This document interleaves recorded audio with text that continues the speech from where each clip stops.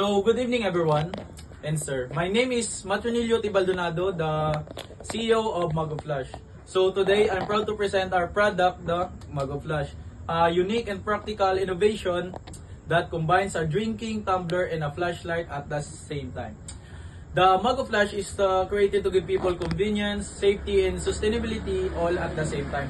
It has a built-in flashlight powered by a solar panel, so it charges using sunlight. That means no need for batteries or electricity, just clean, renewable energy.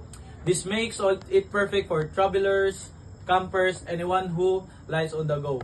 Especially during power outage or outdoor adventure, our mug is made from highly quality, eco-friendly materials like stainless steel or BPA-free plastic. It keeps drinks hot or cold for long hours and is sleek and lightweight design make it easy to bring anywhere. The Mago Flash is not just a tumbler. It's a symbol of innovation and care for the environment. It helps reduce waste and encourage people to use green energy in their everyday lives. Through this product, we want to show the simple ideas can create a big change. The Mago Flash is here to make life easier, smarter, and greener for everyone. Thank you and have a great day.